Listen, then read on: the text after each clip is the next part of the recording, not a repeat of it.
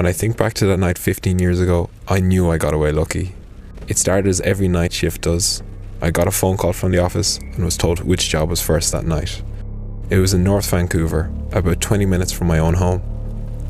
I began to drive and try not to think about the job ahead. I had dealt with this property manager here before, and he always made me feel uncomfortable.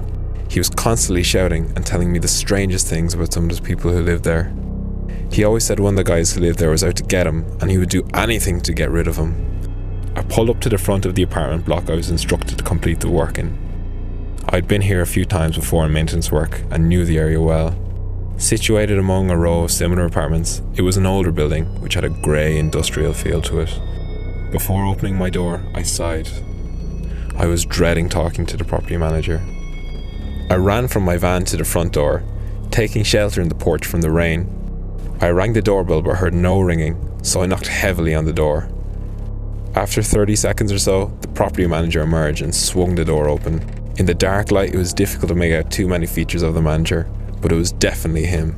I could see his long grey hair falling down on either side of his face.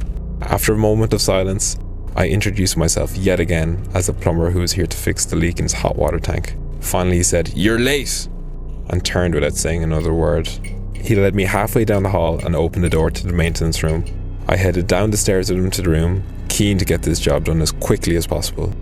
Immediately, he began speaking again about the man on the third floor, telling me over and over they couldn't bear to have this guy living here anymore, stomping around at night. He was even angrier than usual, and as I was there with him alone, I quickly began fixing the leak. As I worked, I tried to ignore him, but then he began shouting at me as well. This is usually how it went. He started by complaining about the guy upstairs, and then started complaining about me as well. This time, it was worse than ever. He was even angrier than usual, and as I was there with him alone, I quickly began fixing the leak. As I worked, I tried to ignore him, but then he began shouting at me as well. This is usually how it went. He started by complaining about the guy upstairs, and then started complaining about me as well. This time, it was worse than ever. He began yelling at me for never doing the job properly, and then started saying I was just the same as the guy upstairs. "You're both the same," he shouted. "I can't trust either of you. You both need to show me more respect." He continued to shout, and I could feel my chest tighten as he got angrier and angrier. I worked desperately to get the work done as quickly as possible. He began pacing and was muttering that something was going to have to change. A few minutes later, I finished repairing the leak and quickly began packing up my things. When he saw me finish, he stopped muttering and began walking towards me. I noticed his clothes had dirt marks on them, which made my heart jump.